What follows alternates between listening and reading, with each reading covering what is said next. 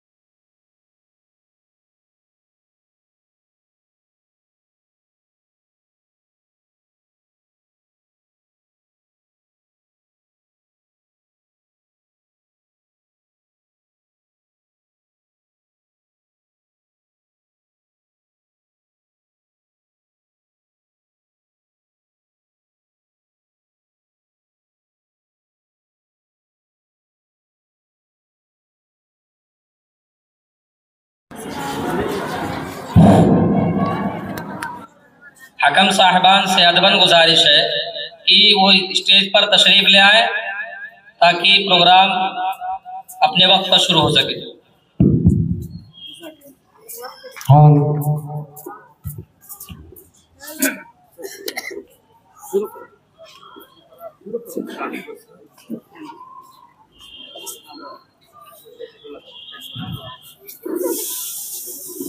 السلام علیکم ورحمۃ اللہ وبرکاتہ۔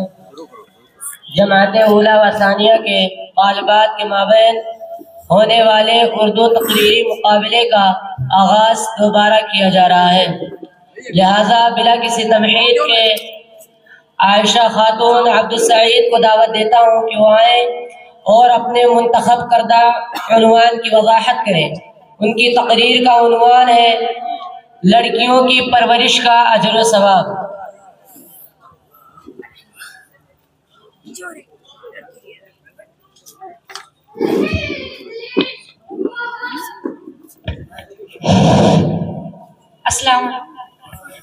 السلام علیکم ورحمۃ اللہ وبرکاتہ۔ الحمدللہ رب العالمین والصلاة والسلام علی رسولہ الکریم۔ اعوذ باللہ من الشیطان الرجیم، بسم اللہ الرحمن الرحیم۔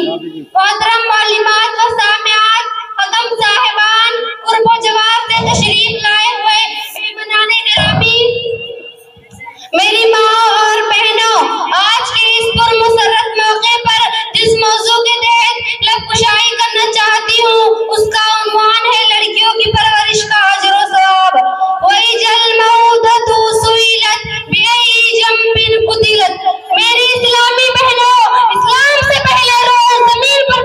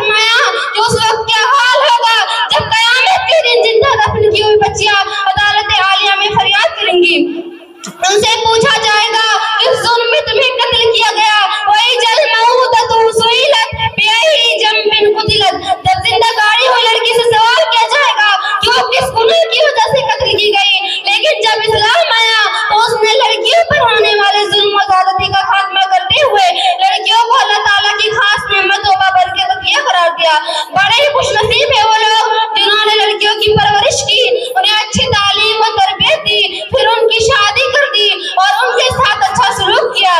तो ऐसे लोगों को जन्नत की खुशखबरी सुनाई गई है। जैसा कि अल्लाह के रसूल सल्लल्लाहु अलैहि वसल्लम का इरशाद है, जिस शख्स ने 3 लड़कियों की परवरिश की और वो उन पर रहम करे, उनकी किफायत करे, तो उसके लिए जन्नत कतई तौर पर वाजिब हो जाएगी। तबरानी में अल्फाज ज्यादा है, उनकी शादी करा दे।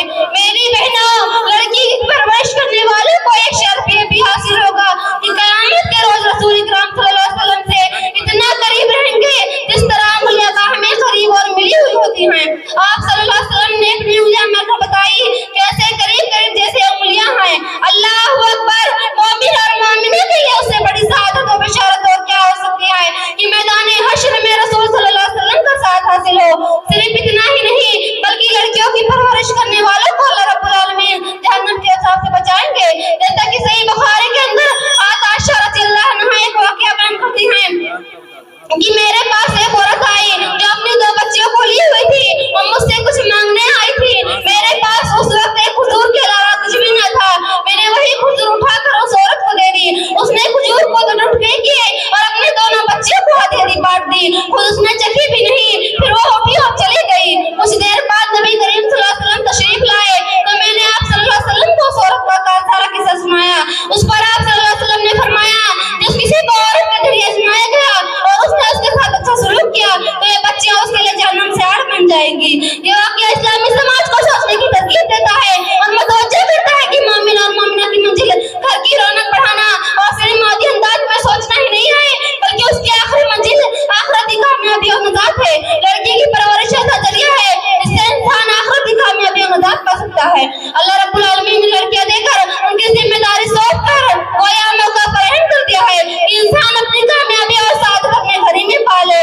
मेरी बहनों, बच्चियों का तस्करी का जालिमाना रवैया आज भी महजब कहलाने वाले दुनिया में जमाना जाहिलियत की तरह राइज है। फर्क सिर्फ इतना है कि जमाना जाहिलियत में बच्ची पैदा होने के बाद जिंदा दफन कर दी जाती थी और आज तालीम याफ्ता वालिदैन अपनी बच्चियों को उस वक्त कत्ल कराते हैं जब ये पता चल जाता है कि रहम के अंदर जो जान है वो बच्चा नहीं बच्ची है। इन्ना लिल्लाहि व इन्ना इलैहि राजिऊन। अब आखिर में अल्लाह रब्बुल आलमीन से दुआ है कि हमें बच्चियों की परवरिश करने का जज्बा अता फरमा और बच्चियों के जरिए आखिरत में इज्जत अता फरमा। आमीन व आखिर दवाना अल्हम्दुलिल्लाहि रब्बिल आलमीन। बेटियां सबके मुकद्दर में कहां होती हैं, बेटियां सबके मुकद्दर में कहां होती हैं, हर खुदा को जो पसंद है वहां होती हैं। वस्सलामु अलैकुम व रहमतुल्लाहि व बरकातहू। आयशा खातून अब्दुल सईद के बाद अब मैं हिना परवीन मोहम्मद रफीक को दावत देता हूँ कि वो आए और अपने मुंतखब करदा उन्वान की वजाहत करें। उनकी तकरीर का उन्वान है ईमान बिर रसूल और उसके तकाज़े।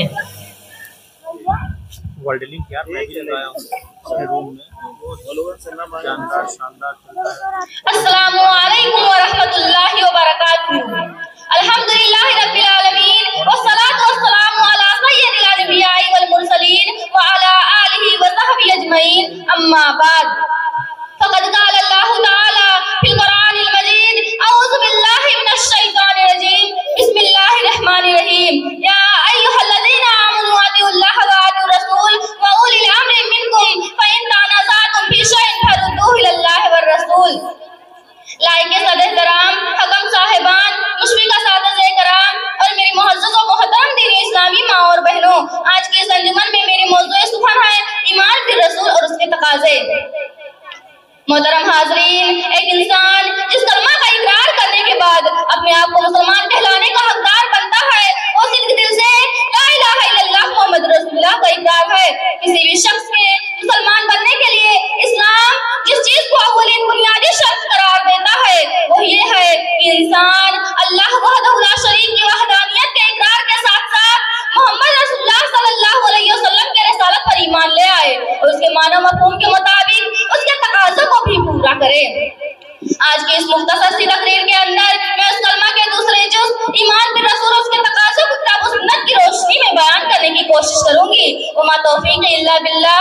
मोहतरम सामईन, ईमान बिर रसूल का मानो मफ़हूम और उसका अव्वलीन तकाज़ा ये है कि फरमाने इलाही कुल या अय्युहन नास इन्नी रसूलुल्लाह इलैकुम जमीअन के साथ साथ मा काना मुहम्मदुन अबा अहदिन मिन रिजालिकुम वलाकिन रसूलुल्लाह व खातमुन नबिय्यीन के मुताबिक आपको पूरी उम्मत के लिए अल्लाह के तरफ से भेजा गया आखिरी और सच्चा रसूल तस्लीम تسلیم کیا جائے اور آپ کی لائی ہوئی جملہ شریعت کے دل و زبان سے اقرار اور اس کے مطابق عمل کیا جائے۔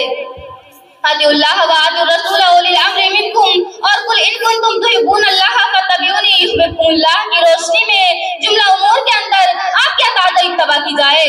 آپ نے امت سابقہ کے متعلق جو خبریں دی ہیں یا مستقبل میں واقع ہونے والی جو پیشین گوئیاں کی ہیں وما ینطق عن الہوی ان هو الا وحی یوحی کے مطابق ان کے حقانیت پر مکمل طور پر ایمان رکھا جائے۔ احکام و مسائل نے کلام الہی کے ساتھ آپ کے فرامین کو ہی فَإِن تَنَازَعْتُمْ فِي شَيْءٍ فَرُدُّوهُ إِلَى اللَّهِ اور رسول کے مطابق مرجع مصدر مانا جائے، اور کسی بھی معاملہ میں آپ کا فیصلہ حکم آ جانے کے بعد کسی اور کی رائے اور قیاس کی پرواہ کیے بغیر اس کے سامنے اپنا سر تسلیم خم کر دیا جائے۔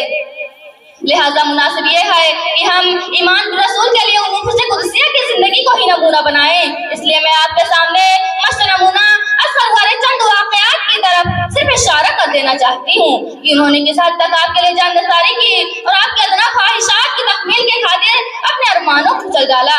چنانچہ جنگ احد میں زیاد بن سکن رضی اللہ عنہ کا آپ کی جان کو بچانے کی خاطر اپنے جسم پر 70 سے زائد زخم کھا کر شہید ہو گئے، لیکن افسوس کہ آج کا مسلم طبقہ ایمان بالرسول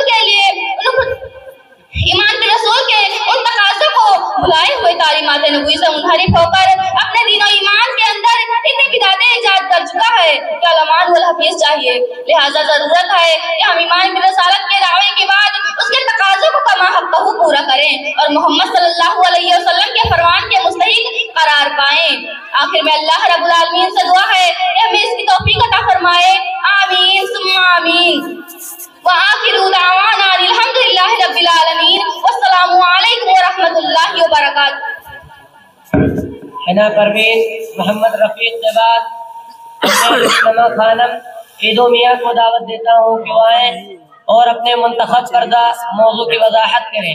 ان کی تقریر کا عنوان ہے حقوق العباد کی اہمیت۔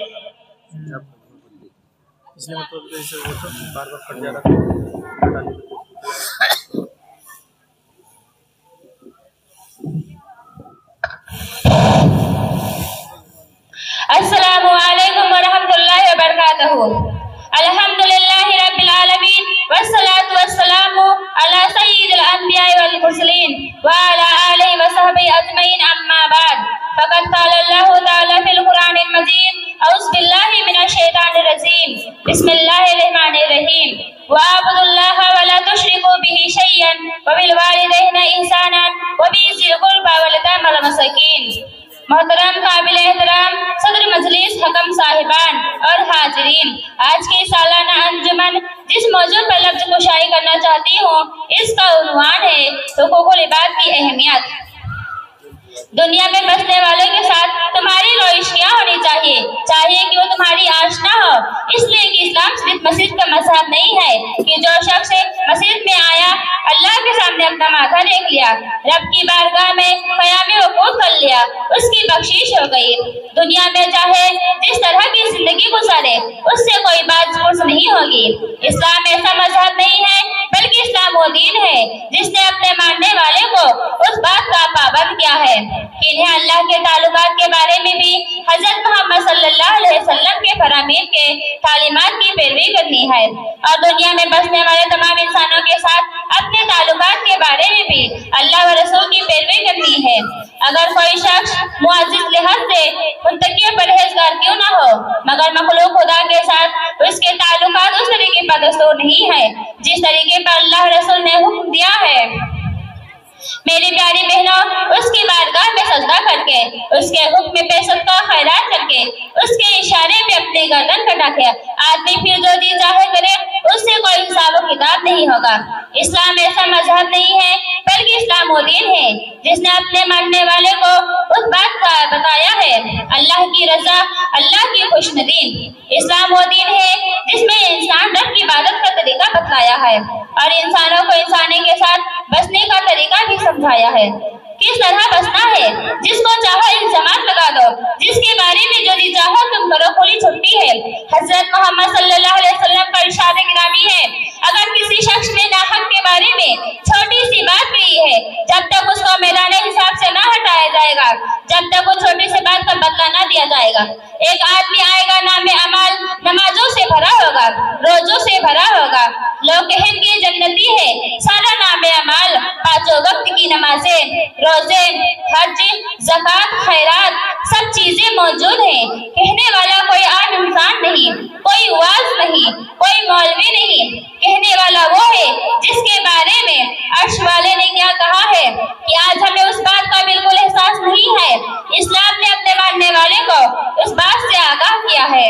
یاد رکھیں، اسلام صرف نماز، روزہ، حج، زکوٰۃ کا نام نہیں ہے، اپنے کو امیر اور ساتھی بٹھانے کا نام ہے، اپنے آپ کو اللہ کے اتارے ہوئے سرور کائنات حضرت محمد صلی اللہ علیہ وسلم کے عطا کردہ تعلیمات کے مطابق گزارنے کا نام ہے۔ وہ مسلمان نہیں جس کا سلوک اللہ کے بندوں کے ساتھ نہیں۔ اسی لیے حضرت محمد صلی اللہ علیہ وسلم نے اپنی زبان مبارک کو تھام کے کہا، اے لوگو، جہنم کا سد اس ہماری زبان کی وجہ سے ہے۔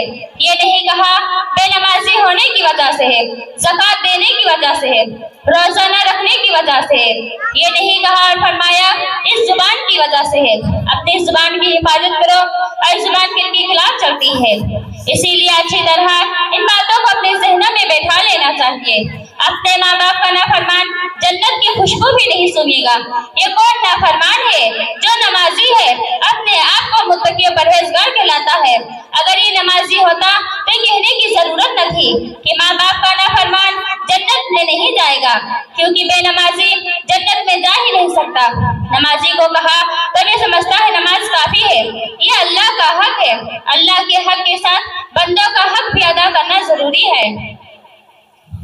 نہ دنیا سے، نہ دولت سے، نہ گھر آباد کرنے سے تسلی دل کو ملتی ہے خدا کو یاد کرنے سے۔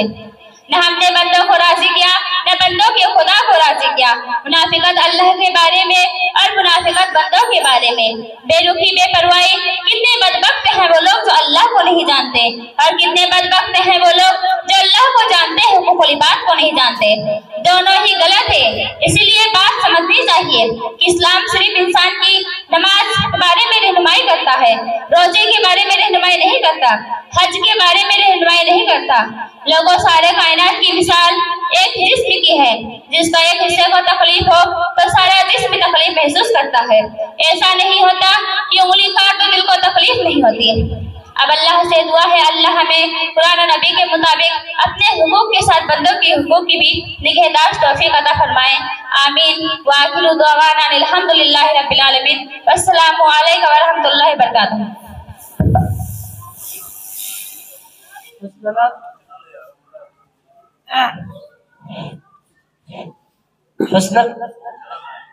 مسلمہ خانم عیدو میاں کے بعد ام رقیہ خاتون تاج الدین کو دعوت دیتا ہوں کہ وہ آئیں اور اپنے منتخب کردہ عنوان کی وضاحت کریں۔ ان کی تقریر کا عنوان ہے عورت کا مسجد میں آنا فتنہ ہے۔ السلام علیکم ورحمۃ اللہ وبرکاتہ۔ الحمدللہ رب العالمین، والصلاة والسلام علی رسولہ الکریم وعلی آلہ وصحبہ اجمعین، اما بعد۔ اعوذ باللہ من الشیطان الرجیم، بسم اللہ الرحمن الرحیم۔ ومن اظلم ممن منع مساجد اللہ ان يذكر فيها اسمه وسعى في خرابها۔ محترم معلمین و معلمات، حکم صاحبان، قرب جماعت تشریف لائے ہوئے مہمانان گرامی، میری ماں اور بہنوں، آج کے اس پرمسرت موقع پر جس موضوع کے تحت رگشائی کرنا چاہتی ہوں اس کا عنوان ہے عورت کا مسجد میں آنا فتنہ ہے۔ میری اسلامی بہنوں، مسجد اللہ کا گھر ہے، عبادت کی جگہ ہے، مسجد توحید کا مرکز ہے، مسجد اتحاد، اتفاق، الفت و محبت کی عام جگہ ہے، مسجد اونچ نیچ اور بھیڑ بھاڑ ختم کرنے کی جگہ ہے، مسجد تعلیم و تربیت کا سینٹر ہے۔ اپنے صبح اور شام کا دروس، جمعہ کے خطبے، دینی پروگرام وغیرہ کے ذریعہ سماج میں پھیلی ہوئی بدعات و خرافات، پیسہ رسومات اور دیگر کوئی بھی قسم تمام مسجد اہمیت ادا کرتی ہے۔ مسجد اللہ کا گھر ہے تو اس میں مرد عورت کا برابر حق اور حصہ ہے، لہٰذا عورتوں کو بلا ضرورت مجلسوں سے دور رکھنا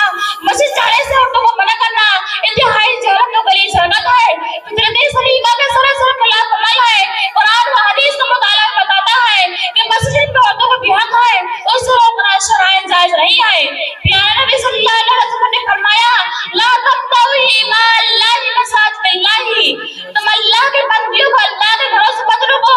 چنانچہ حضرت کوئی بھی صحابی کا معاملی تھا کہ مسجد نبی اور دیگر مساجد میں پجمان نماز کرنے کے لیے پردے کے ساتھ آیا کرتی تھی۔ یہ مومنہ عورتیں رسول کریم صلی اللہ علیہ وسلم کے ساتھ نماز فجر بھی حاضر ہوتی تھی، یعنی رسول اللہ صلی اللہ علیہ وسلم کی مطابق جماعت نماز کرتی تھی۔ خود پیارے نبی صلی اللہ علیہ وسلم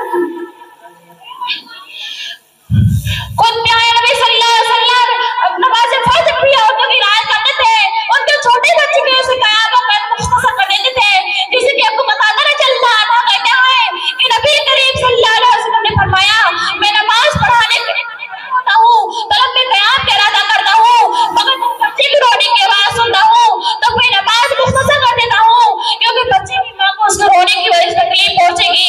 مگر افسوس اور افسوس آج خواتین کو مسجد روکا جاتا ہے، ان کا مسجد میں آنا جانا حرام تصور کیا جاتا ہے۔ اگر کوئی خاتون مسجد میں قدم رکھے تو ایک بہت بڑے فتنے سے تعبیر کیا جاتا ہے، عورتوں کو مسجد میں قدم رکھنے کی ایک بہت بڑے فتنے سے تعبیر کیا جاتا ہے، عورتوں کی تعبیر کیا جاتا ہے۔ عورتوں پہ یہی وجہ ہے کہ آج عورتوں پہ جہالت بغاوت ہے، بے دینی اڑانیت ہے اور معاشرت کا پہلو طلاق ہے، کیونکہ جو ہم نے خواتین کو فیصلہ کر دیا تو پھر ہم نے ان کی تربیت کے لیے کیا چھوڑا۔ آج ہمارا یہ تو رونا ہے کہ خواتین ملت اسلامیہ میں دینی و تعلیم کا تعلیم ہے، اور دوسری طرف یہ کہتا ہے کہ عورتوں مسجد میں آنا فتنہ ہے، اور دوسری طرف یہ کہتا ہے کہ عورتوں مسجد میں قدم رکھے آنا فتنہ ہے، مگر وہی عورت مارکیٹ میں جائے تو کیا فکر نہیں ہے، مردوں میں شانہ بشانہ چلے تو کیا فکر نہیں ہے، اور ووٹ دینے جائے تو کیا فکر نہیں ہے، اور نوکری کرے تو کیا فکر نہیں ہے، اور بغیر مہلت میں سفر کرے تو کیا فکر نہیں ہے، لیکن عورت اللہ کے گھر میں جائے امام کی خطبے پر جماعت پڑھے، دینی بیانات سے مشورہ کرے، جمعہ کا خطبہ سنے، محمد شریعت میں رعایت کرتے ہوئے گھروں سے نکلے، اور واپس مسجد جائے تو کیا فکر ہے۔ میری اسلامی ماں اور بہنوں، ایک دور عورتوں سے معلوم ہوا عورتوں کو مسجد میں قدم رکھنے کے لیے بہت بڑے فتنے سے تعبیر کرنا واللہ عورتوں پہ بہت بڑا ظلم ڈھانا ہے، حدیث میں رسول اللہ صلی اللہ علیہ وسلم کے شان میں گستاخی کرنا، دینی اور شہر کا مذاق اڑانا ہے۔ مسجد میں دنیا کا سب سے بڑا پاکیزہ مقام ہے، میں اللہ کا گھر ہے، مجھے دین و دب سکھنے کی جگہ ہے، تو اس کو روکنا ہے ایمان کی پہچان نہیں بلکہ جو ایمان کو افسرانا کے کردار کی پہچان ہے۔ قرآن کہتا ہے اس سے بڑا ظالم کون ہوگا جو اللہ کے گھروں سے لوگوں کو روکتا ہے، اس کا اللہ کا ذکر کیا جائے۔ معزز سامعین، میں اللہ کا گھر اور بڑی بھی اچھی چیز جا سکتی ہیں، اپنے رب کے بات پر ذکر کر سکتی ہیں۔ ہاں یہ بات ضرور ہے کہ اپنے گھر میں نماز پڑھنا اولا افضل ہے۔ اگر کوئی خاتون بیت میں قدم رکھے بیٹھ جائے تو ایک بہت بڑے فتنے سے تعبیر کرنا واللہ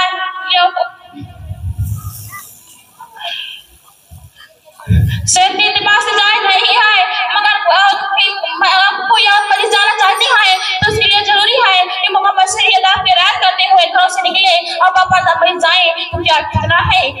اب آخر میں اللہ رب العالمین سے دعا ہے کہ اللہ رب العالمین ہم سب کے دین کی باتوں کو صحیح طور پر سیکھنے اور سکھانے اور اس کا تقاضوں پر عمل پیرا ہونے کی سعادت نصیب فرما، آمین۔ تقبل یا رب العالمین۔ السلام علیکم ورحمۃ اللہ وبرکاتہ۔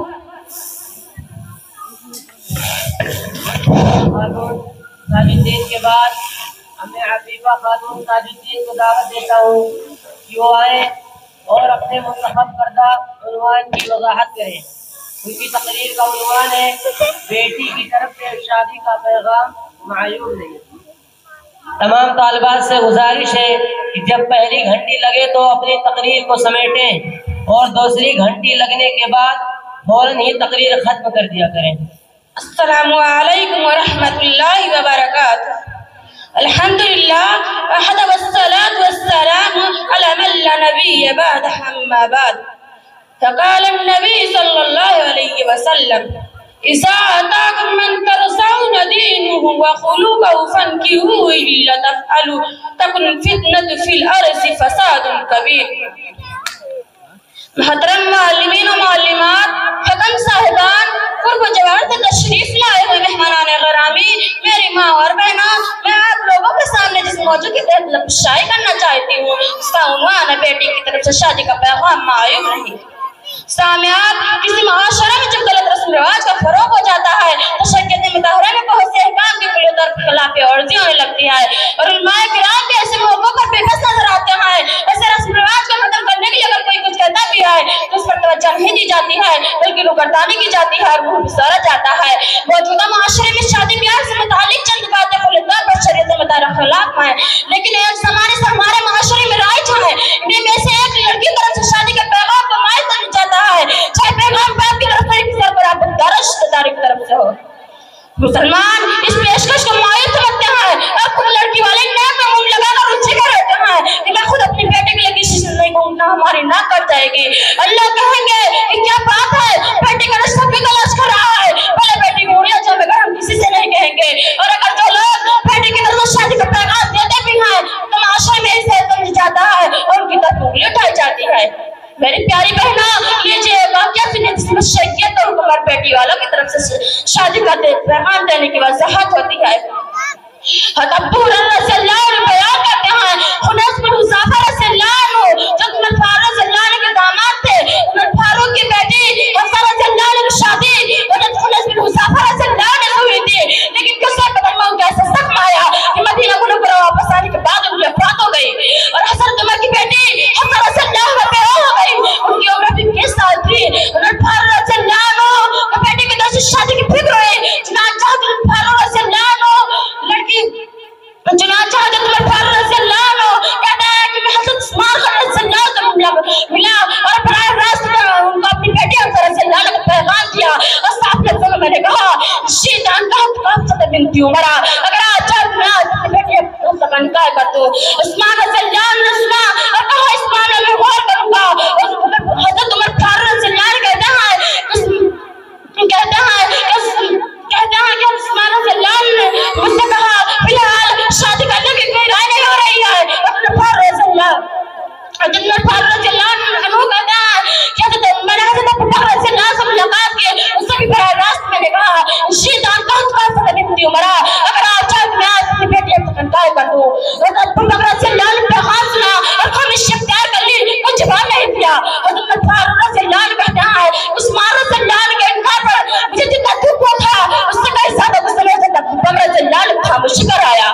اس کے بعد ابھی چند دن گزرا تھا، خدا صلی اللہ علیہ وسلم حضرت حفصہ سے شادی کا پیغام بھیج دیا اور میں نے اپنی بیٹی حفصہ کی شادی رسول اللہ صلی اللہ علیہ وسلم سے کر دی۔ جب شادی ہو گئی تو حضرت ابو بکر رضی اللہ عنہ حضرت ابو بکر رضی اللہ عنہ عثمان رضی اللہ حضرت عمر فاروق رضی اللہ عنہ سے ملے اور کہا کہ تم نے اپنی بیٹی حفصہ کا پیغام مجھے دیا تھا اور میں نے خاموشی اختیار کی تھی تو شاید اس سے ناراض ہو گئے تھے۔ حضرت عمر رضی اللہ عنہ نے کہا ہاں میں آپ سے ناراض ہوا تھا۔ حضرت ابو بکر رضی اللہ عنہ نے کہا کہ تم نے اپنی بیٹی حضرت عمر رضی اللہ عنہ نے کہا کہ تم نے اپنی حضرت ابو بکر رضی اللہ عنہ نے کہا کہ تم نے اپنی بیٹی حفصہ کو پیش کیا تھا، اس وقت میں نے تم کو کوئی جواب اس لیے نہیں دیا تھا، مجھے یہ معلوم ہو چکا تھا خدا صلی اللہ علیہ وسلم شادی کا ذکر کر رہے ہیں، اگر رسول صلی اللہ علیہ وسلم شادی نہیں کرتے اور رشتہ مجھے منظور تھا چونکہ بات رسول صلی اللہ علیہ وسلم کی راز کی تھی اس لیے میں نے راز فاش نہیں کیا۔ حاضرین مجلس، حضرت فاروق رضی اللہ عنہ لڑکی والے ہیں، بیٹی کا رشتہ خود پیش کر رہے ہیں، عثمان اور حضرت ابو بکر رضی اللہ عنہ کہہ رہے ہیں کہ اگر آج چاہے تو میں آپ کی بیٹی حفصہ کا نکاح کر لوں، کوئی یار نہیں، کوئی شرم نہیں، کوئی نچائی نہیں۔ حضرت فاروق رضی اللہ عنہ ایک جلیل القدر معجز اور بااثر آدمی تھے، ان کی بیٹی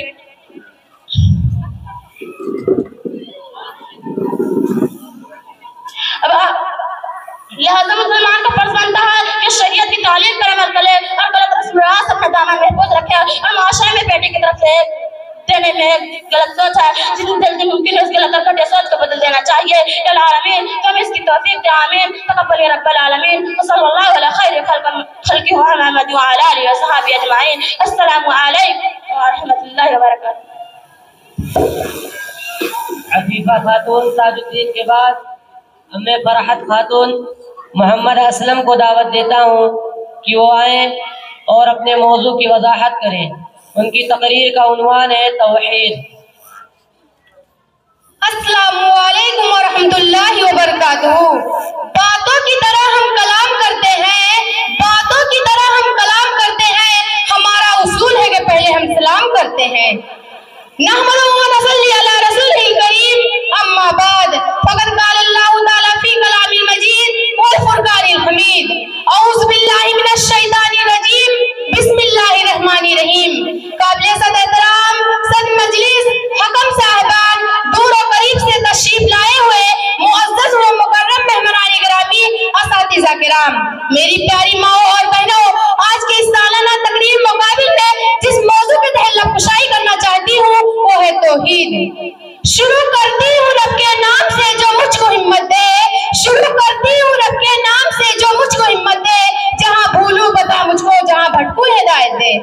معزز سامعین و سامعات، اللہ تعالیٰ کا لاکھ لاکھ احسان ہے کہ اللہ نے ہمیں اور آپ کو ایمان کی دولت سے نوازا ہے اور اسی نبی کی امت میں پیدا فرمایا ہے جو امام الانبیاء، خاتم النبیین و مرسلین. اللہ تعالیٰ نے انسانوں کی ہدایت کے لیے تقریباً 1,24,000 انبیاء کرام کو اس دنیا میں بھیجا. تمام نبیوں کا طریقہ یہ تھا کہ اللہ ایک ہے، اسی پر ایمان لاؤ.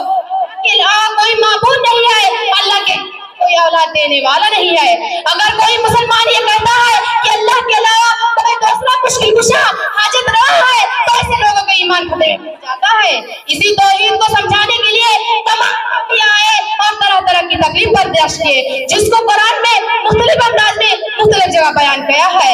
معزز سامعین و سامعات، اللہ جب ابراہیم اسلام آئے تو لا الہ الا اللہ اللہ کہا گیا، موسیٰ علیہ السلام آئے تو لا الہ الا موسیٰ کلیم اللہ کہا گیا. غرض تمام لوگ کہ اللہ ایک ہے، اسی پر ایمان کو. اللہ کے علاوہ کوئی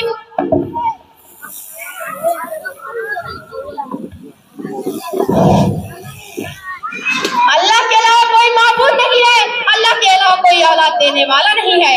اگر کوئی مسلمان یہ کہتا ہے کہ اللہ کے علاوہ کوئی دوسرا مشکل کشا حاجت روا ہے تو ایسے لوگوں کا ایمان خطرے میں بڑھ جاتا ہے. اسی توحید کو سمجھانے کے لیے تمام انبیاء آئے اور طرح طرح کی تکلیفیں برداشت کی، جس کو قرآن میں مختلف انداز میں مختلف جگہ بیان کیا گیا ہے. انما اللہ الہ واحد سبحانہ ان یکون لہ ما فی السماوات و ما فی الارض وکفی باللہ وکیلا. لیکن افسوس آج کے کچھ مسلمان شیطان کے قریب آ کر توحید باری تعالیٰ میں انبیاء اور اولیاء کو شریک کرتے ہیں. کسی نے نبی ہونے کا مختار رکھا، کسی نے حضرت علی کو مشکل کشا حاجت روا رکھا، کسی نے شیخ عبد القادر جیلانی کو اولاد دینے والا اور بگڑی بنانے والا سمجھا، کسی نے اجمیری کے قبر پر سردار ازی کو زائد سمجھا. شیطان تجھ کو اپنا شیدا بنا رہا ہے، شیطان تجھ کو اپنا شیدا بنا رہا ہے، شیطان سے دور ہو کر بتا رہا ہے، شیطان سے دور ہو کر بتا رہا ہے. معزز سامعین و سامعات، اگر اولاد دینے کی طاقت یا قوت اللہ کے علاوہ کسی نبی یا ولی میں ہوتی تو ابراہیم علیہ السلام کی ساری جوانی گزر چکی، ابھی تک ایک اولاد نہیں ہوا. خدا کی تو شان یہ ہے ان اللہ علی کل شیء قدیر، اللہ تعالیٰ ہر چیز پر قادر ہے، اس کی اپنی مرضی ہے، اس پر کسی کا زور نہیں چلتا. ایک دن ابراہیم علیہ السلام نے اللہ تعالیٰ کے حضور میں نہایت عظیم کے ساری سے سوال کیا اور درخواست کی، اے پروردگار مجھے ایک بیٹا عطا فرما. اولاد دینے کا خزانہ تیرے پاس ہے. خدا کے پیغمبر بھی اولاد خدا سے مانگتے تھے، کسی فرشتے سے نہیں، کسی قبر سے نہیں، کسی شجر سے نہیں، کسی حجر سے نہیں. معزز سامعین، ابراہیم علیہ السلام نے بیٹا کس سے مانگا؟ ذرا زور سے بتاؤ، بلند آواز سے بتاؤ، خاموش کیوں ہو؟ ہاں مجھے معلوم تھا کہ تجھ سے آواز نہیں آئے گی. ہاں اگر آواز آئے گی تو یہ کہ حضرت مریم علیہ السلام کی ماں نے خدا سے مانگا. لیکن افسوس کہ آج کے کچھ مسلمان ہونے کا دعویٰ کرتے ہیں اور اپنی مرادیں غیر اللہ سے پوری کرتے ہیں. یہ سب لا الہ الا اللہ کے تقاضوں کے خلاف ہے، یہ نبی صلی اللہ علیہ وسلم کی تعلیمات کے خلاف ہے. بتوں کے شہر میں جا کر خدا کا نام لکھ دینا، بتوں کے شہر میں جا کر خدا کا نام لکھ دینا، جہاں پر کفر لکھتا ہے وہاں اسلام لکھ دینا. معزز سامعین و سامعات، نبی کو خدا کی ضرورت ہے، صحابہ کو خدا کی ضرورت ہے، ولی کو خدا کی ضرورت ہے، لیکن اس اقرار کے باوجود ہم اپنی مرادیں پیروں سے مانگتے ہیں، اولاد پیروں اور فقیروں سے مانگتے ہیں. مشکل کشا حاجت روا اللہ کے علاوہ کوئی جانتا ہے کیا؟ بتاؤ، کیا ہم نے عالم ارواح سے عہد نہیں کیا تھا؟ کیا ہم نے اپنے زبانوں سے اقرار نہیں کیا تھا؟ اگر ایک طرف موحدین تھے تو دوسری طرف مشرکین تھے، اگر ایک طرف کفار تھے تو دوسری طرف مسلمان تھے، اگر ایک طرف غدار حلال تھے تو دوسری طرف نمک حرام تھے، اگر دوسری طرف نمک حرام تھے تو دوسری طرف نمک حلال تھے، اگر ایک طرف عربی تھے تو دوسری طرف ہضمی تھے۔ اب بتاؤ کیا ہم نے عالم ارواح سے عہد نہیں کیا تھا؟ کیا ہم نے اپنی زبانوں سے اقرار نہیں کیا تھا؟ جب تمہارے رب نے بنی آدم اور ان کے پشتوں سے نکال کر ان کے اولادوں کو نکال کر ٹھہرایا اور پوچھا کیا میں تمہارا رب نہیں ہوں، تو انہوں نے کہا ہاں تو ضرور ہمارا رب ہے، تاکہ تم قیامت کے دن یہ نہ کہہ سکو کہ ہم اس سے باخبر تھے۔ اب اس دعا کے ساتھ میں اپنی تقریر ختم کرتی ہوں کہ اللہ تعالی ہم تمام ماں اور بہنوں کو عقیدت توحید پر قائم رکھے اور شرک اور شرک کے اعمال سے محفوظ رکھے، آمین۔ وآخر دعوانا ان الحمدللہ رب العالمین، السلام علیکم ورحمۃ اللہ وبرکاتہ۔ فرحت خاتون محمد اسلم کے بعد اب میں فہمیدہ صدق عبدالصبور کو دعوت دیتا ہوں کہ وہ آئیں اور اپنے منتخب کردہ عنوان کی وضاحت کریں۔ ان کی تقریر کا عنوان ہے اخلاص کی اہمیت۔ السلام علیکم ورحمۃ اللہ وبرکاتہ۔ الحمدللہ رب العالمین والصلاة والسلام علی سید المرسلین وعلی آلہ وصحبہ اجمعین، اما بعد، قال اللہ تعالی فی الکلام المجید والفرقان الحمید، اعوذ باللہ من الشیطان الرجیم، بسم اللہ الرحمن الرحیم، وما امروا الا ليعبدون الله مخلصین له الدین۔ قابل صدر احترام صدر مجلس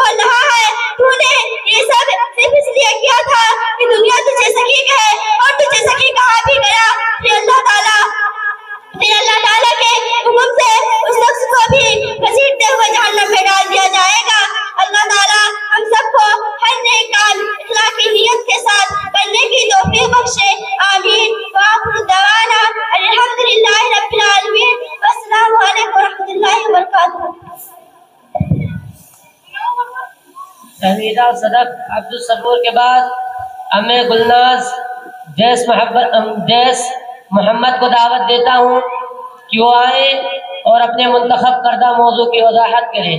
ان کی تقریر کا عنوان ہے توبہ کی فضیلت۔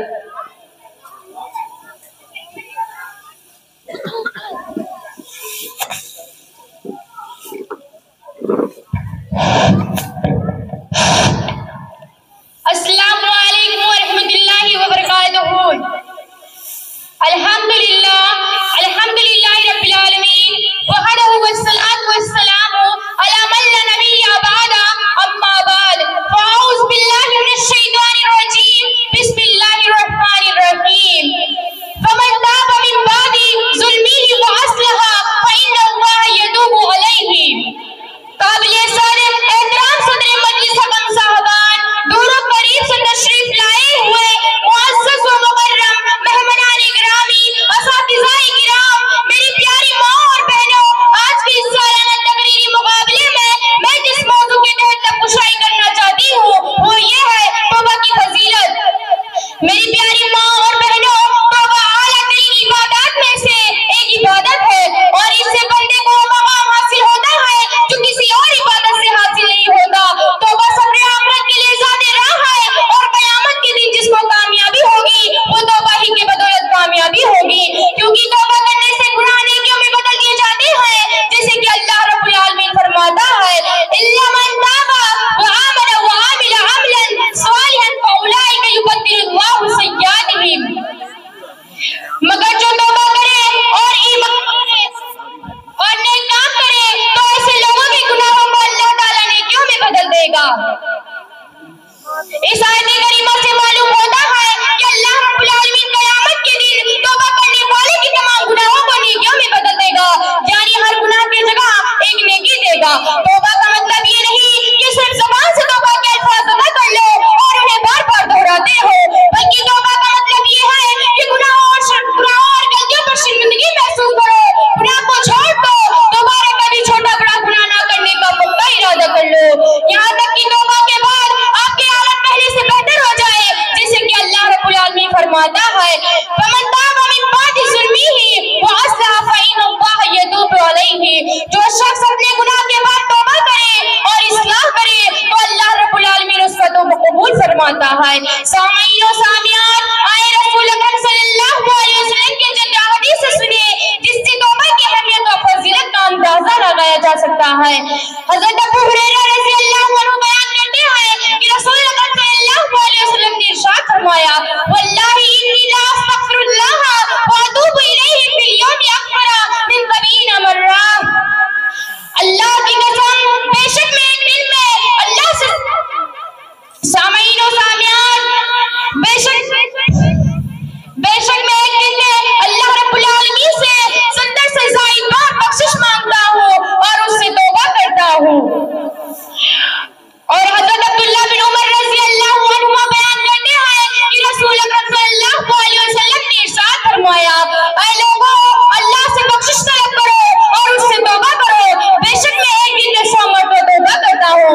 ذرا غور کیجئے، ہمارے رسول صلی اللہ علیہ وسلم معصوم الخطا ہے، جن کے اگلے اور پچھلے تمام گناہ معاف ہے، اس کے باوجود وہ اپنے رب سے ایک دن میں 100 مرتبہ توبہ کرتے ہیں اور بخشش کرتے ہیں۔ میری پیاری ماں اور بہنوں، اب ایک ایسے مجرم گناہگار قاتل کا واقعہ سنے جس نے ایک تو نہیں 99 قتل کیے تھے، اور جب ایک عابد راہب نے اس سے کہا کہ اللہ رب العالمین تمہارا گناہ معاف نہیں کرے گا، تو اس شخص نے اس راہب کو بھی بدل کر کے پورے 100 آدمیوں کا قاتل بن گیا، مگر پھر بھی وہ توبہ کی فکر میں رہا اور مایوس نہیں ہوا۔ ایک عالم کے پاس گیا اور کہنے لگا میں نے 100 آدمی قتل کیے ہیں، کیا میری توبہ قبول ہو سکتی ہے؟ اس نے کہا یقین ہو سکتی ہے، تمہارے اور تمہاری توبہ کے درمیان رکاوٹ کیا ہے؟ بلایا علاقہ میں چلے جاؤ، وہاں کے لوگ بڑی عبادت گزار ہیں، تم بھی ان کے ساتھ عبادت میں مشغول ہو جاؤ اور اب اپنے علاقہ میں واپس مت آنا کیونکہ یہ بڑا برا علاقہ ہے۔ چنانچہ وہ قاتل اس علاقے میں قریب چل پڑا تھا، ابھی آدھا راستہ گزر گیا تھا کہ اس کی موت ہو گئی۔ رحمت کے فرشتوں اور عذاب کے فرشتوں کے درمیان اس کے بارے میں جھگڑا ہو گیا۔ رحمت کے فرشتے کہنے لگے یہ توبہ کر کے اللہ تعالیٰ کی طرف سے دل سے متوجہ ہو کر آ رہا تھا، اس لیے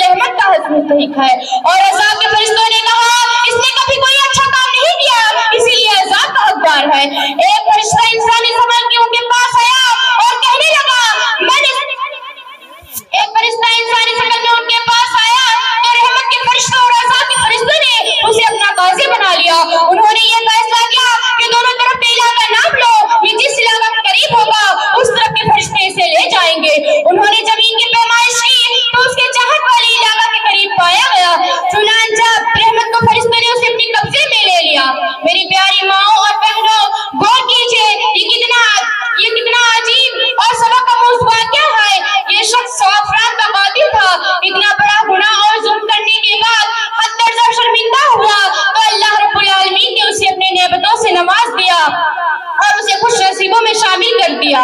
اب آخر میں اللہ رب العالمین سے دعا ہے کہ ہم سب کو توبہ کی فضیلت کو سمجھنے اور سچی توبہ کرنے کی توفیق بخشے، آمین۔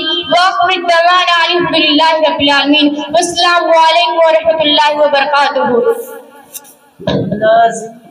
جیس محمد کے بعد اب میں شاہدہ خانم عبدالعزیز کو دعوت دیتا ہوں کہ وہ آئیں اور اپنے منتخب کردہ عنوان کی وضاحت کریں۔ ان کی تقریر کا عنوان ہے والدین کی اہمیت۔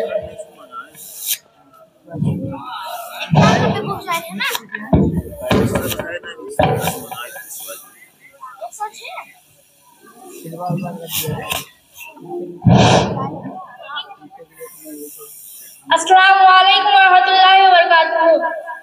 الحمدللہ رب العالمین والصلاة والسلام علی من لا نبی بعد اما بعد۔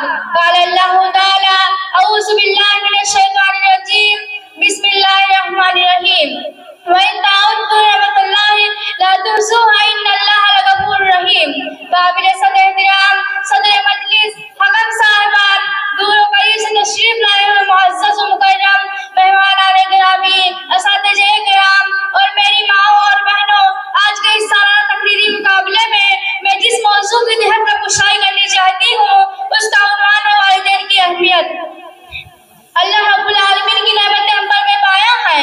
اگر ہم اللہ رب العالمین کی نعمتوں کو شمار کرنا چاہیں تو کبھی نہیں کر سکتے۔ ارشاد باری تعالیٰ ہے وَإِن تَعُدُّوا نِعْمَتَ اللَّهِ لَا تُحْصُوهَا إِنَّ اللَّهَ لَغَفُورٌ رَحِيمٌ۔ اگر تم اللہ رب العالمین کی نعمتوں کو شمار کرنا چاہو تو تم اسے نہیں کر سکتے۔ بے شک اللہ تعالیٰ بڑا بخشنے والا مہربان ہے۔ اللہ رب العالمین کی بے شمار نعمتوں میں سے ایک عظیم اور بے بہا نعمت ہمارے والدین ہیں، اور اللہ رب العالمین نے ہمیں والدین جیسی قیمتی سرمایہ دے کر ہم پر بہت بڑا احسان کیا ہے، کیونکہ ایک انسان پر ماں کے جو احسانات ہوتے ہیں اتنے احسانات کسی اور کے نہیں ہوتے۔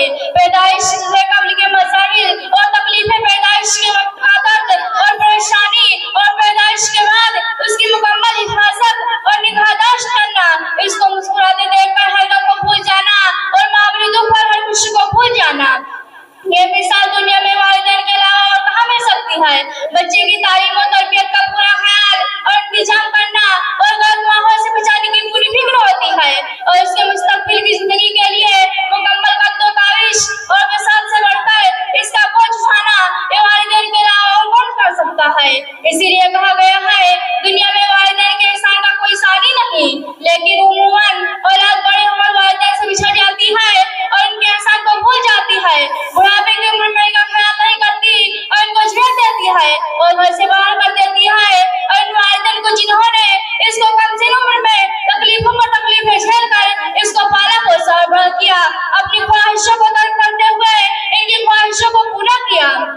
آج کی نوجوانوں کی نسل اپنی ماں کی اتنی خدمت کر رہی ہے اور اپنی ماں کو تم اس وقت چھوڑ رہے ہو جب تمہیں تمہاری ماں کی ضرورت ہوتی ہے۔ ارشاد باری تعالیٰ ہے وَعَبْدُ اللَّهَ وَلَا تُشْرِكُوا بِهِ شَيْئًا وَبِالْوَالِدَيْنِ إِحْسَانًا۔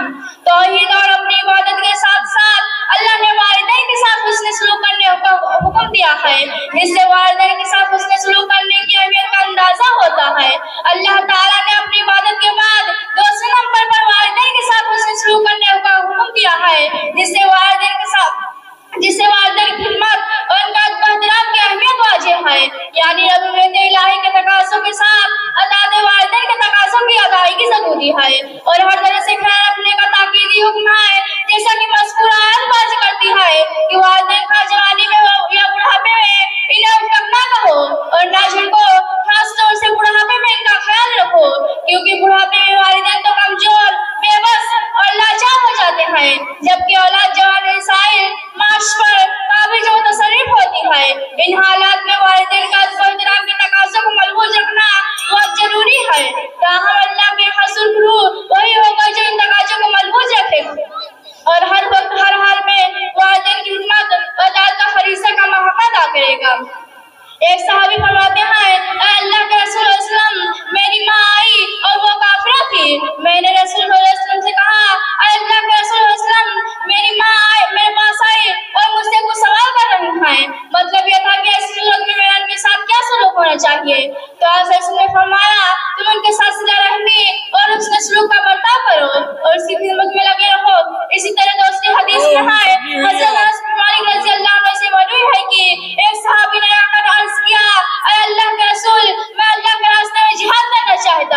जिहाद करने की तरबियत तो चाहता हूँ, मगर अफसोस है कि मैं उसकी ताकत नहीं रखता। आज ने पूछा, क्या तुम्हारे वालिदैन में से कोई जिंदा है? आदमी ने कहा, अल्लाह के रसूल इस्लाम, सिर्फ मेरी माँ जिंदा है। आज ने फरमाया, तुम इसके बारे में अल्लाह से डरते रहो, और उसकी खिदमत में लगे हो। अगर तुम ऐसा करोगे तो अल्लाह तुम्हें हज, उम्रा और जिहाद करने वालों का सवाब देगा। और जब तुम्हारी वालिदैन तुम्हें बुलाए तो तुम अल्लाह से डरते हुए अपनी माँ की पुकार कर लब्बैक कहो और उसके साथ हसन सलूक करो। लिहाजा हमें चाहिए कि हम अपने वालिदैन के साथ हसन सलूक करें, इनका एहतराम करें, उनके इताअत करें, उनके अहकाम की तकमील करें और अपने अहले का ज्यादा ख्याल रखें। रब्बिरहम्हुमा कमा रब्बयानी सगीरा। अब आखिर में अल्लाह रब्बुल आलमीन से दुआ है कि वो हमें किताब और सुन्नत के मुताबिक अपने वालिदैन की खिदमत और फरमाबरदारी करने की तौफीक अता फरमाए। आमीन। व आखिर दवाना अल्हम्दुलिल्लाहि रब्बिल आलमीन। अस्सलामु अलैकुम व रहमतुल्लाहि व बरकातहू। शाहिदा खानम अब्दुल अजीज के बाद अब मैं गायदा सदफ अब्दुल रशीद को दावत देता हूँ कि वो आए और अपने मुंतखब करदा उन्वान की वजाहत करें। उनकी तकरीर का उन्वान है शुक्र का मकाम और उसकी अहमियत।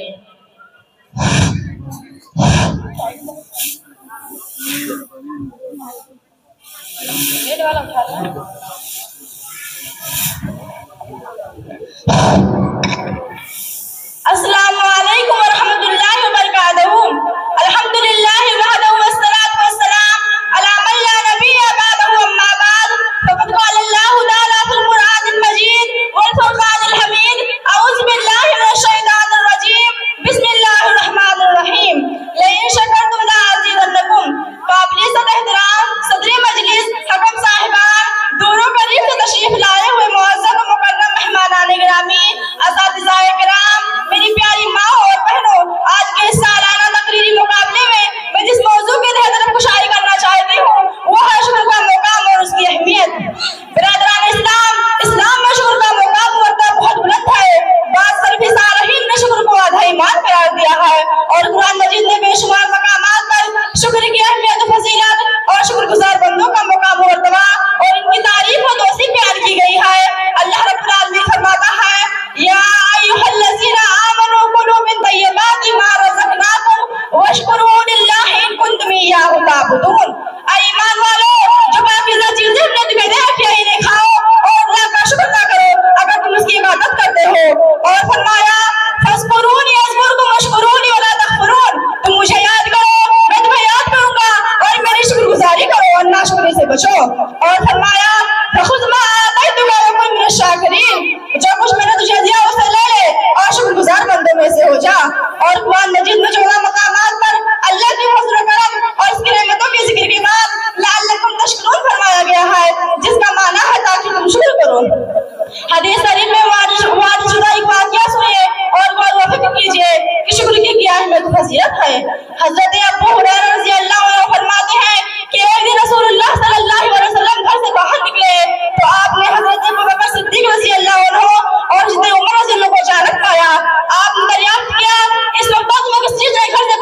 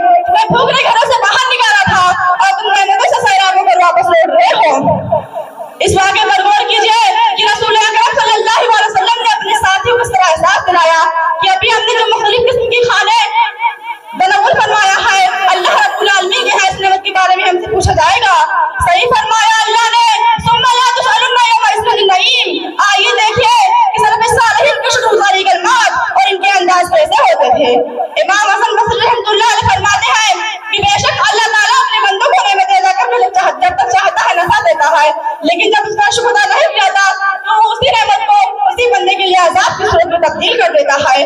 حاضرین مجلس، جب شکر کے ساتھ اس قدر عظیم اور اعلیٰ ہے تو پھر ہم اپنے رب کا شکر ادا کیوں نہیں کرتے؟ میرے خیال میں ناشکری کے 2 اسباب ہیں۔ پہلا سبب یہ کہ لوگوں کو اللہ کی نعمت کی قدر و قیمت کا احساس نہیں ہوتا، اور اگر لوگ نعمت کو جان بھی لے تو وہ یہ سمجھتے ہیں کہ نعمت کی شکر گزاری یہ ہے کہ صرف زبان سے کہتے گئے الحمدللہ اللہ کا شکر ہے، اور وہ یہ نہیں سمجھتے کہ صرف زبان سے نہیں دل اور اعضاء جوارح کے ذریعے بھی اللہ کا شکر ادا کیا جاتا ہے۔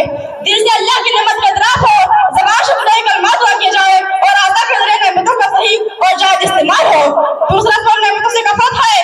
آج لوگ نعمتوں کو مراتب نہیں جانتے کہ کون سی نعمت زیادہ اہم ہے، اس کا احساس نہیں ہوتا، بلکہ جو نعمت زیادہ اہم ہے اس نعمت کو ہی نہیں سمجھتے، جیسے اسلام، ایمان اور ہدایت کی نعمت اور علم و آگاہی کی نعمت۔ لوگ مال دولت اور اولاد کی نعمت سمجھتے ہیں، جبکہ ایسی نعمت ہے جنہیں اللہ رب العالمین نے فتنہ قرار دیا ہے۔ حاضرین محفل، امام غزالی رحمۃ اللہ علیہ فرماتے ہیں کہ شکر کی کئی صورتیں ہیں، شاید کسی مسلمان کے دل میں سے خیال بھی نہ گزرا ہو۔ وہ فرماتے ہیں کہ بندے کا بے ڈر پہ نعمتوں کے حاصل ہونے پر شرم کرنا بے شکر ہے، ادائے شکر میں اپنی کوتاہی مان لینا بے شکر ہے، یہ سمجھنا کہ اللہ کی نعمتیں صرف اس کے فضل و کرم سے مل رہی ہیں یہ بے شکر ہے، اللہ کی نعمت میں عاجزی و انکساری کرنا بے شکر ہے، تھوڑی چیز کو زیادہ سمجھنا بے شکر ہے، اور نعمت کو اچھی طرح قبول کرنا بے شکر ہے۔ اللہ تعالیٰ کی بے شمار نعمتوں کی تفصیلات جاننے کے بعد ہم پر ضروری ہے کہ ہم اللہ کا شکر گزار آتے ہیں، زبان سے بھی، دل سے بھی اور اعضاء جوارح کے ذریعہ بھی۔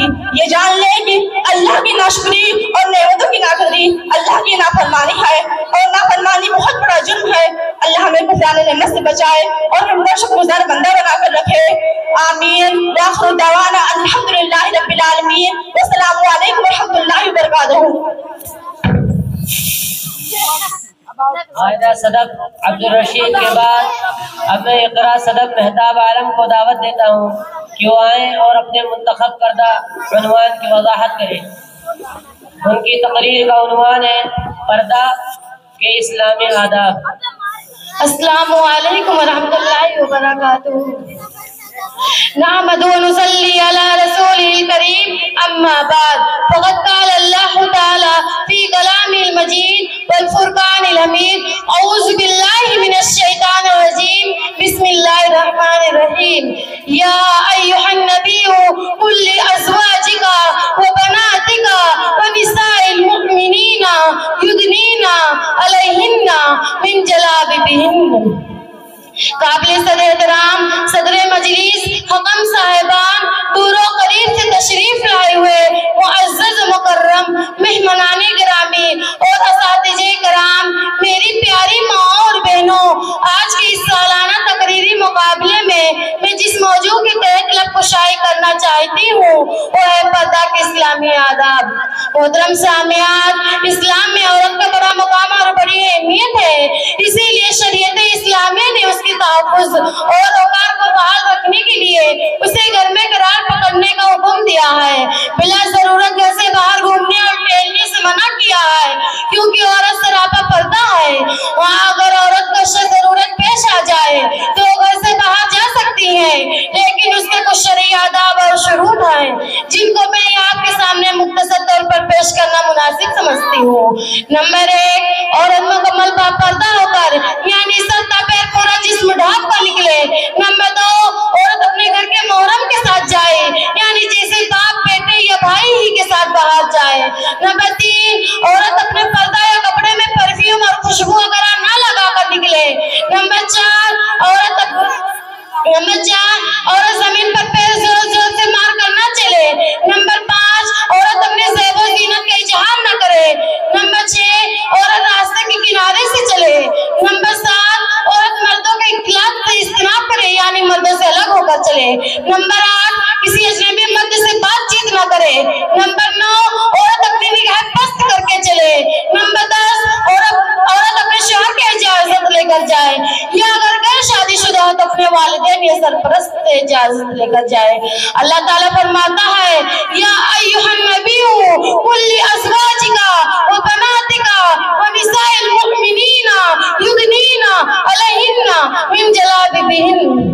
اے نبی صلی اللہ علیہ وسلم، آپ اپنی پاکیزہ بیویوں، بیٹیوں اور مومنات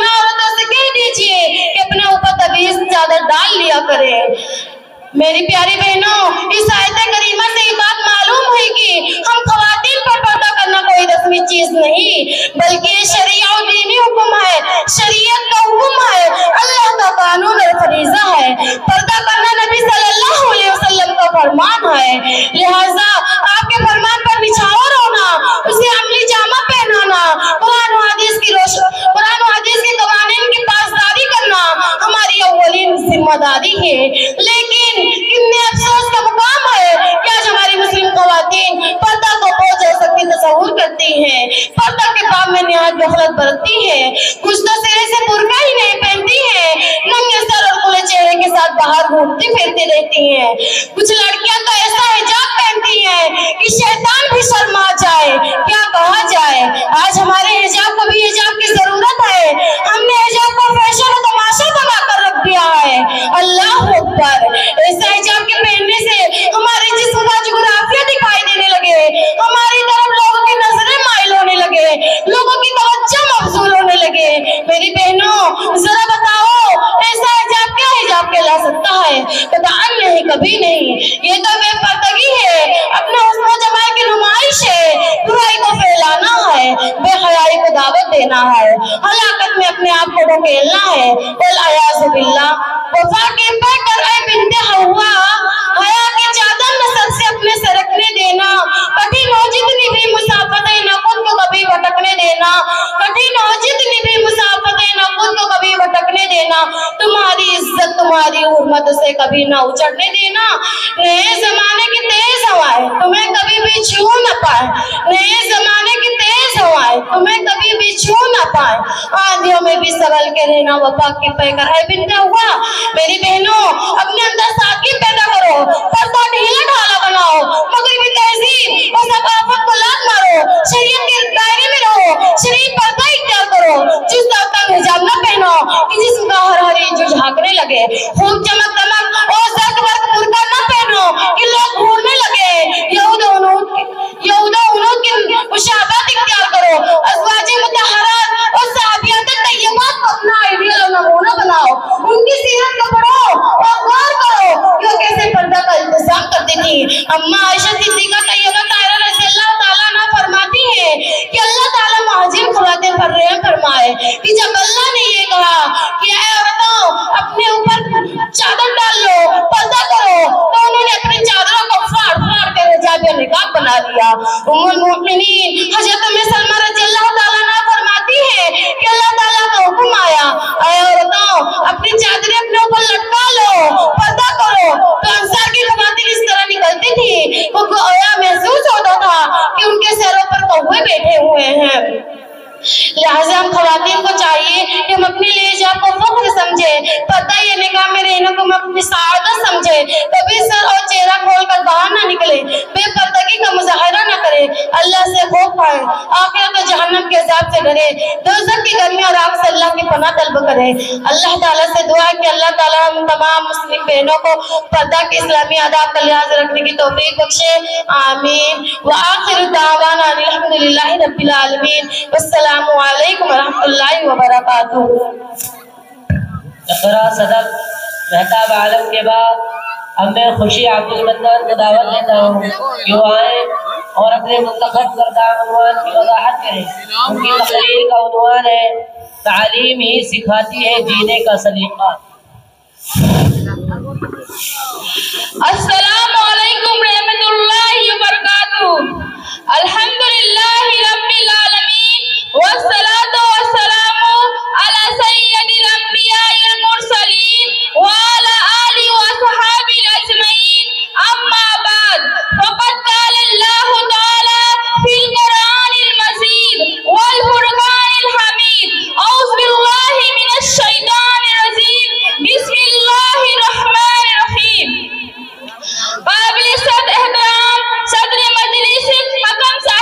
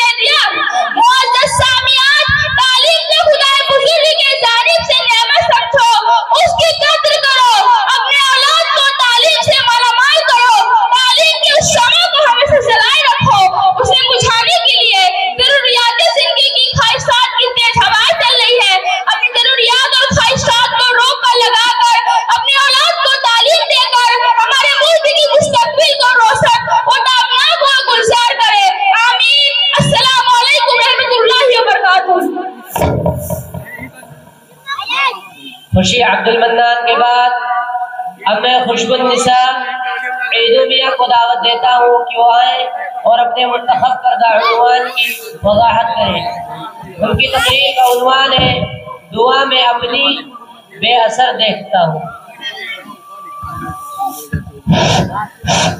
السلام علیکم ورحمۃ اللہ وبرکاتہ۔ الحمدللہ رب العالمین والصلاة والسلام علی سید الانبیاء والمرسلین وعلی آلہ اصحابہ اجمعین، اما بعد، فقد قال اللہ تعالی فی القرآن المجید، اعوذ باللہ من الشیطان الرجیم، بسم اللہ الرحمن الرحیم، یا ایھا الذین آمنوا توبوا الی اللہ توبۃ نصوحا۔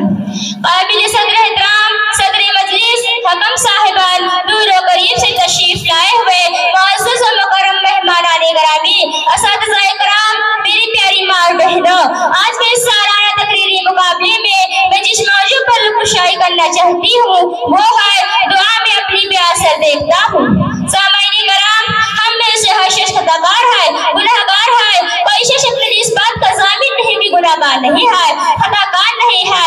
اگر ہم خود احتسابی کریں، اپنی زمین سے پوچھیں، اپنے آپ میں جھانک کر دیکھیں تو روزانہ ایک نئے گناہ میں ملوث نظر آ رہے ہیں، لیکن ہم میں سے سب سے بہتر گنہگار وہ ہے جو سب سے زیادہ توبہ کرنے والا ہو، اللہ کی طرف رجوع کرنے والا ہو، اللہ کے حضور اپنے سر کو جھکا کر رو رو کر توبہ استغفار کرنے والا ہو۔ حضرت انس رضی اللہ عنہ فرماتے ہیں کہ نبی صلی اللہ علیہ وسلم نے فرمایا، کلو بنی آدم خطاؤن وخیر الخطائین التوابون۔ ہم میں سے ہر شخص خطاکار ہے اور خطاکاروں میں سب سے بہتر خطاکار وہ ہے جو سب سے زیادہ توبہ کرنے والا ہو۔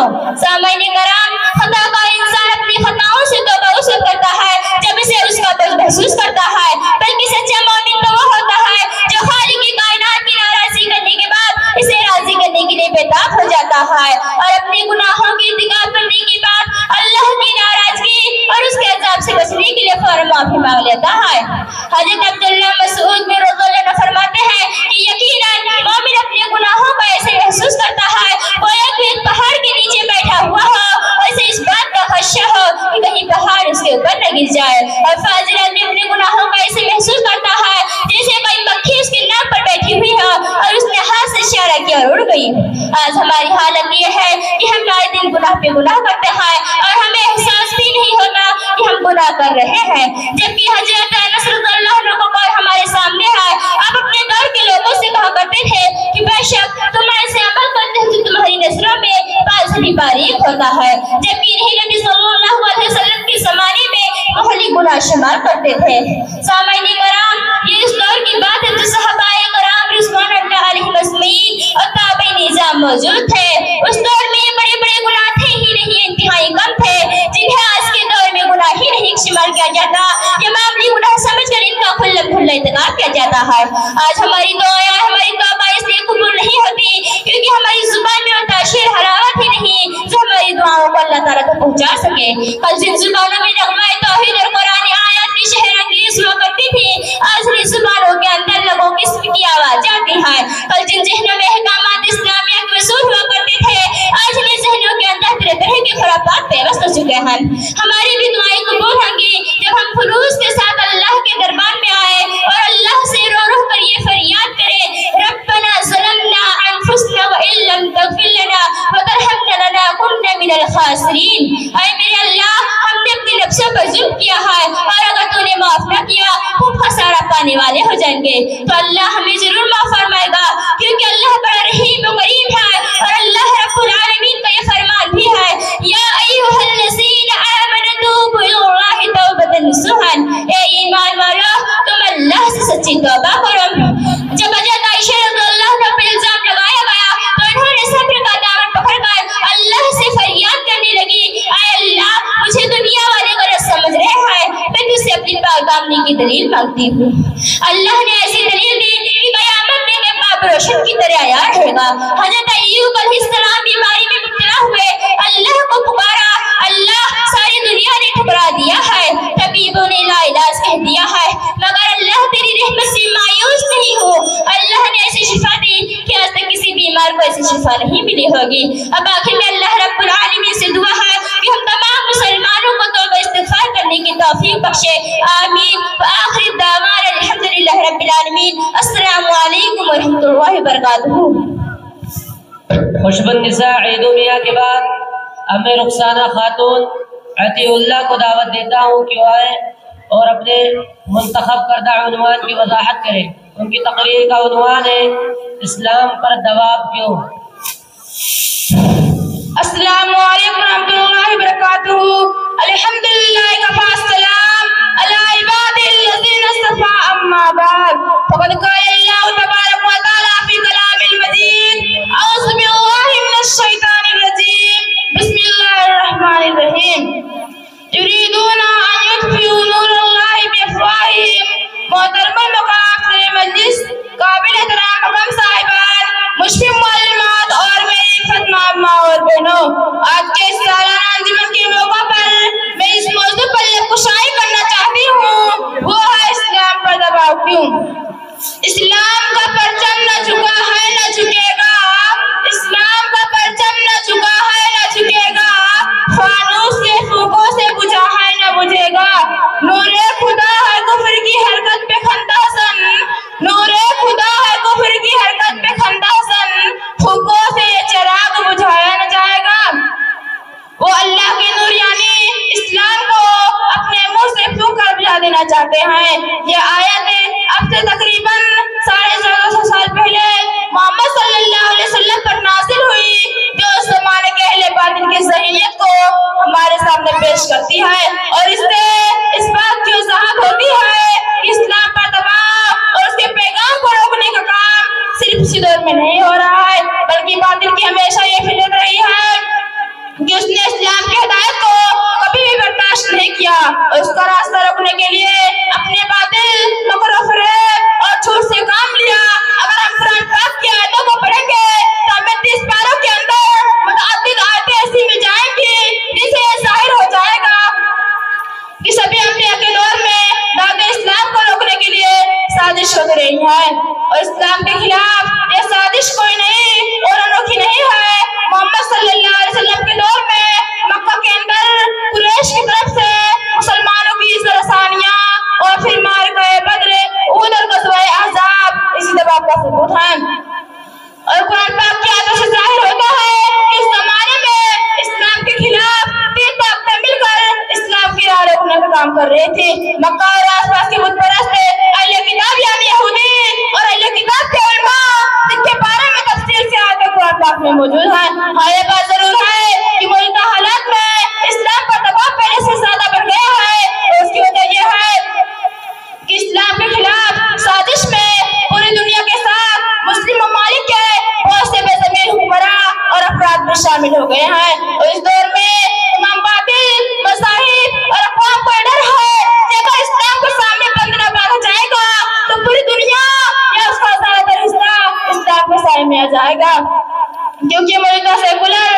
دور میں جس کا آغاز 18ویں صدی کے انقلاب فرانس سے ہوا، وہ انسانی مسائل کے حل کرنے اور انہیں انصاف و مساوات دینے میں ناکام ہو گیا، کیونکہ موجودہ سائنٹفک دور نے یہ ثابت کر دیا کہ اگر دنیا کے انسانوں کو کوئی نظام امن و انصاف سے ضمانت دے سکتا ہے تو اسے مذہب اسلام ہے۔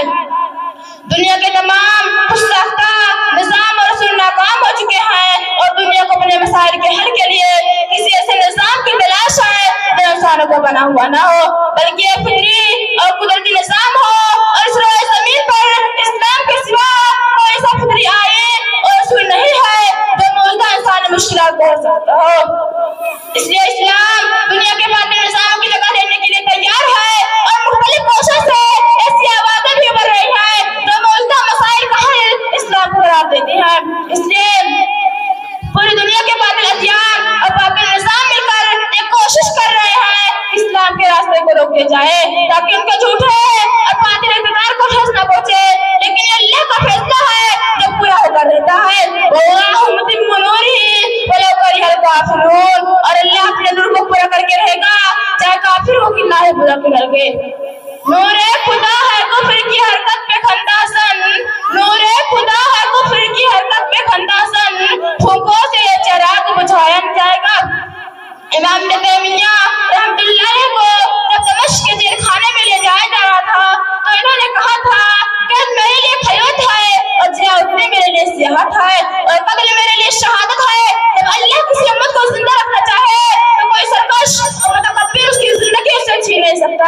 آپ بخوبی جانتے ہیں اسلام دین و عمل کا نام ہے، الذین آمنوا وعملوا الصالحات، اور یہ اللہ کا دین ہے، اور اس نے آیا کسی دوسرے دین یہودیت عیسائیت۔ اب آخر میں اللہ تعالیٰ سے دعا ہے کہ اللہ تعالیٰ ہمیں دین و ایمان کی دولت سے مالا مال کر دے اور ہمیں مخالفت سے نمٹنے کی طاقت فرمائے، نیز ہمارے دلوں میں کلمہ حق لا الہ الا اللہ کو بلند کرنے کا جذبہ عطا فرمائے، آمین۔ وآخر دعوانا الحمدللہ رب العالمین، والسلام علیکم ورحمۃ اللہ۔ اب میں اس نشست کی آخری خطیبہ فہیمہ مقصود عالم کو دعوت دیتا ہوں کہ وہ آئیں اور اپنے منتخب کردہ عنوان کی وضاحت کریں۔ ان کی تقریر کا عنوان ہے بچے کی موت پر صبر کا اجر و ثواب۔ السلام علیکم ورحمۃ اللہ وبرکاتہ۔ نحمد و نصلی علی رسول الکریم، اما بعد، فاعوذ باللہ من الشیطان الرجیم، بسم اللہ الرحمن الرحیم۔ الذین اذا اصابتهم مصیبۃ قالوا انا للہ وانا الیہ راجعون۔ محترم المقام صدر مجلس، قابل صد احترام حکم صاحبان، مشفق معلمات اور پیاری خدمت ماں اور بہنوں، آج کے سالانہ انجمن کے مقابلے میں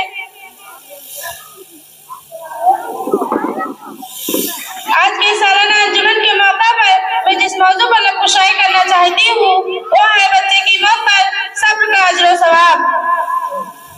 میری پیاری بہنوں، ابھی آپ کے سامنے جو آیت کریمہ پڑھی گئی ہے اس کا سیدھا سادہ ترجمہ یہ ہے کہ جنہیں جب کوئی مصیبت آتی ہے تو وہ کہہ دیا کرتے ہیں انا للہ وانا الیہ راجعون، کہ ہم تو خود اللہ تعالیٰ کی ملکیت ہے، ہم اسی کی طرف لوٹنے والے ہیں۔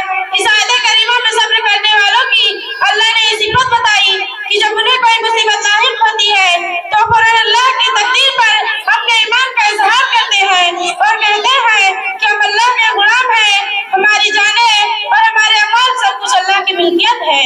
اس لیے اللہ رب العالمین اگر اپنے غلاموں اور ان کے اعمال میں تصرف کرتا ہے تو اس پر کوئی اعتراض نہیں ہونا چاہیے۔ میری بہنوں، مسلمان جب ایمان کے بلند مقام پر پہنچ جاتا ہے اور یقین کی بلندیوں کو چھو لیتا ہے اور تقدیر الہی چاہے اس کے منشا کے خلاف ہو یا وہاں پہ اس پر ایمان رکھتا ہے کہ سب اللہ کی طرف ہوتا ہے تو پھر اس کے لیے مصیبتوں کا جھیلنا بالکل آسان ہو جاتا ہے اور مصیبت پر صبر کر کے راحت محسوس کرتا ہے۔ ایمان کے اس درجہ کے بارے میں نبی کریم صلی اللہ علیہ وسلم نے خبر دی ہے کہ جس کے بچے کا انتقال ہو جائے اور وہ شہادتہ پر صبر کرے اور انا للہ وانا الیہ راجعون کرے تو اللہ تعالیٰ اس کے لیے جنت میں بیت الحمد تعمیر فرمائیں گے۔ جیسا کہ رسول اکرم صلی اللہ علیہ وسلم کا ارشاد ہے کہ جب کسی مسلمان کا چھوٹا بچہ مر جاتا ہے تو اس کی روح قبض کرنے والے فرشتوں سے اللہ تعالیٰ فرماتا ہے کہ تم نے میرے بندے کے بچے کی روح قبض کر لی، اس کے کلیجے کے ٹکڑے کو اس سے چھین لیا، بتاؤ اس نے کیا کہا؟ فرشتے جواب دیتے ہیں رب العالمین اس نے انا للہ وانا الیہ راجعون پڑھا اور تیری تعریفوں میں لگا رہا، اس کی زبان سے تیری حمد ہوئی۔ اسی وقت اللہ رب العزت حکم دیتا ہے کہ ابن لعبدی بیتن فی الجنت وسموه بیت الحمد، کہ میرے اس بندے کے لیے جنت میں ایک محل تعمیر کرو اور اس کا نام بیت الحمد رکھو۔ تم میں سے جس کے 3 لڑکے مر جائیں اور اللہ کی رضامندی کے واسطے اس پر صبر کرے تو جنت میں جائے گی۔ فقالت امرأة منهن اب اثنين یا رسول اللہ، ایک عورت بولی اے اللہ کے رسول صلی اللہ علیہ وسلم اگر 2 بچے مر جائیں، قال اب اثنين، آپ نے فرمایا یا 2 ہی۔ مسند احمد کی روایت ہے کہ آپ صلی اللہ علیہ وسلم سے پوچھا گیا اگر ایک بچہ مر جائے، آپ نے فرمایا 1 بھی۔ پھر آپ صلی اللہ علیہ وسلم نے فرمایا والذی نفس بیدہ ان الصدق ليجر امه بسرره الى الجنة اذا احتسبته، اس ذات کی قسم جس کے قبضہ میں میری جان ہے، وہ بچہ بھی جو ماں کے پیٹ سے پہلے گر گیا ہے وہ اپنی ماں کو اپنے ناف سے کھینچتے ہوئے جنت تک لائے گا اگر اس نے اس پر صبر کیا اور ثواب کی امید رکھی ہے۔ بچے کی موت پر صبر کے فائدے میں سے ایک فائدہ یہ بھی ہے کہ جو بچے بچپن میں مر جاتے ہیں تو قیامت کے دن اپنے والدین کے لیے اللہ رب العالمین سے سفارش کر کے جنت میں داخل کرائیں گے۔ ماں باپ کو چاہیے کہ اگر کسی کے بچے کا انتقال ہو جائے تو تنگ دل اور غمگین نہ ہو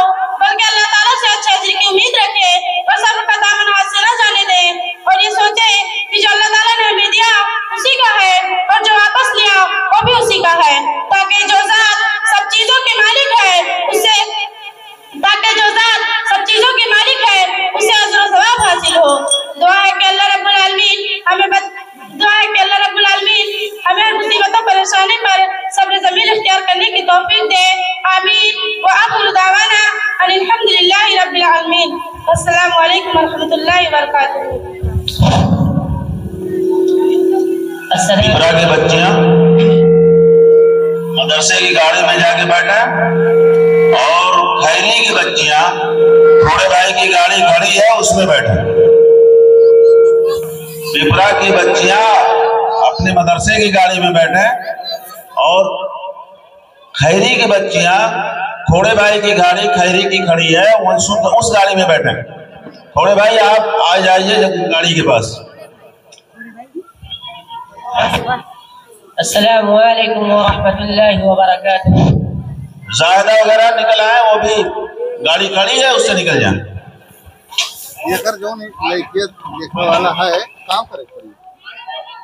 محترم سامعین و سامعات, ہم طلبہ و طالبات کے 2 روزہ سالانہ انجمن کا آج یہ پہلا دن تھا جو کہ اللہ کے فضل و کرم سے بحث و خوبی اختتام کو پہنچا. انشاءاللہ کل صبح 8 بجے سے پھر تقریری سلسلے کا آغاز ہوگا جس میں شعبہ حفظ کے طلبہ کے مابین تقریری مقابلہ ہوگا. جماعت ثالثہ و رابعہ کے طالبات کے مابین مقابلہ ہوگا اور عربی اور انگریزی زبانوں میں بھی تقریر مقابلہ ہوگا انشاءاللہ. اور شام میں انعامات کی تقسیم عمل میں آئے گی اور معزز علماء کرام اپنے تاثرات بھی پیش فرمائیں گے. بہت ہم شکر گزار ہیں حکم صاحبان کے جنہوں نے سخت سردی کے باوجود بھی اپنا قیمتی وقت ہم طلبہ و طالبات کو دیا اور پوری انہماک اور توجہ سے سب کی تقریریں سن کر نمبرات دیے. اللہ سب کو جزائے خیر سے نوازے, آمین. محترم سامعین, آپ حضرات سے بصد احترام گزارش ہے کہ کل بھی تشریف لا کر ہم طلبہ کی حوصلہ افزائی فرمائیں اور پروگرام کو کامیاب بنانے میں ہمارا تعاون کریں. والسلام علیکم ورحمۃ اللہ وبرکاتہ.